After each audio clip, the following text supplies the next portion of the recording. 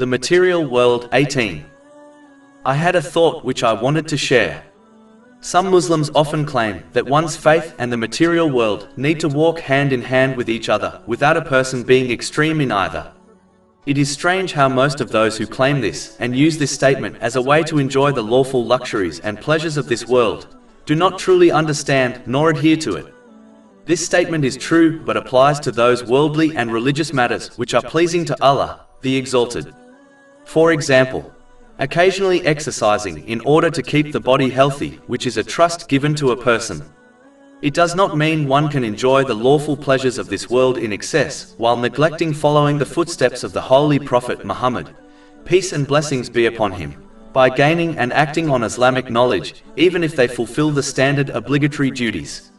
As gaining knowledge in itself is a duty on all Muslims, according to a narration found in Sunan Ibn Majah, number 224.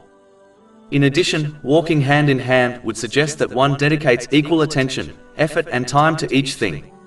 How many Muslims can honestly say that they dedicate equal effort, energy and time to the material world and preparing for the hereafter? If they do not, and most do not, then how exactly are they fulfilling this statement? A Muslim should not fool themselves, as their time on earth is limited and they will not be given a second chance once they depart from it. Therefore, they should honestly strive to fulfill this statement by at least dedicating equal time, effort and energy to both the material world and preparing for the hereafter. It is important to note that some would argue that treating a temporary abode and an everlasting abode equal is not wise. Over 400 free ebooks, audiobooks, infographics, podcasts and blogs available on our website, www.shakepod.com.